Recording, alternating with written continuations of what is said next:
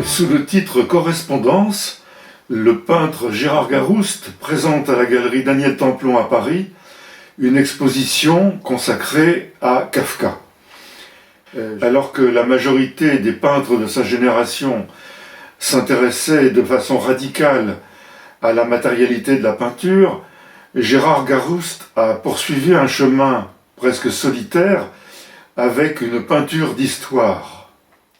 Avec le philosophe Marc-Alain Waknin, Gérard Garouste entretient une correspondance. Cette rencontre est à la fois celle de la peinture, de la littérature et de l'histoire, et également cette rencontre avec le philosophe. Garouste avait, dans le cadre de l'encyclopédie audiovisuelle il y a une vingtaine d'années, témoigné sur ce parcours très singulier, très particulier. Je vous propose d'en écouter et d'en voir quelques extraits. Vraiment, ce qui était un peu éprouvant, c'était de voir, c'était de voir le succès justement du climat actuel, qui était du climat de l'époque, qui était d'un côté les conceptuels, l'arte povera, tous ces mouvements minimals. Et en France, il y avait, on pourrait dire deux choses. C'était le mouvement BMTP avec Buren, Mosley, Parmentier, Toroni, et puis le mouvement support surface, et puis le mouvement très conceptuel aussi, pur et dur, d'autres artistes comme Boltanski. Donc pour nous là-dedans, complètement largué. Alors largué dans tous les sens du terme, mais c'était pas grave, c'était comme ça qu'on vivait les choses. Et puis quand les Italiens ont vraiment sorti leur batterie, que l'avant-garde, la trans-avant-garde italienne a sérieusement marché, alors la critique française s'est intéressée à la peinture. Et l'étincelle, ça a été la trans-avant-garde. J'ai choisi comme sujet la mythologie.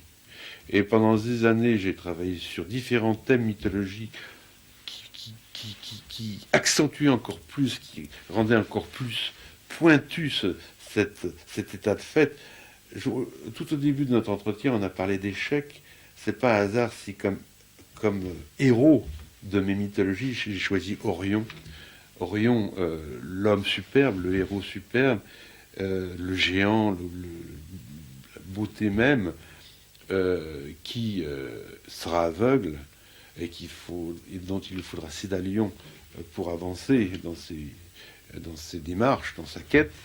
Il faudra un tout petit humain, un adolescent, un enfant presque, pour avancer dans sa quête, dans son parcours. Alors, dans la Divine Comédie, il y a des sujets politiques qui sont abordés. Il y a des sujets mythologiques, c'est assez drôle d'ailleurs parce que des centaures côtoient Virgile à côté presque de Jésus-Christ. Donc il y a la famille, la politique, la mythologie et la religion.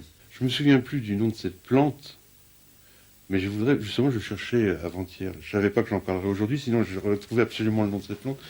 C'est dommage. C'est une plante qui est l'objet d'un mythe. Mais elle existe vraiment. D'ailleurs, j'ai vraiment envie de la voir, cette plante, chez moi. C'est une plante qui roubane, donc comme ça, qui roubane, donc comme ça. Et cette plante, elle se plante, quand on la plante, parce qu'elle donne de très bons fruits. Le problème, c'est que la première fois qu'elle a des fruits, c'est 70 ans plus tard. Donc, il est évident que celui qui va la planter, l'entretenir et tout ça,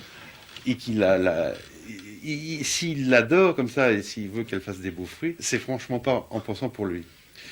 Donc, s'il fallait que je prenne comme attribut une plante, je prendrais vraiment celle-là. Parce que moi, ce qui m'intéresse, c'est les générations futures, le souci des générations futures, et comment je me situe dans cette histoire comme un père, que je suis réellement, c'est-à-dire, j'ai des enfants, j'essaie de leur transmettre tout ce que j'ai de mieux, et bien sûr, ce que j'ai de mieux, c'est dans la tête que ça se passe. Et donc, au niveau de la peinture, je me situe par rapport à l'âge que j'ai, c'est-à-dire l'âge d'un père.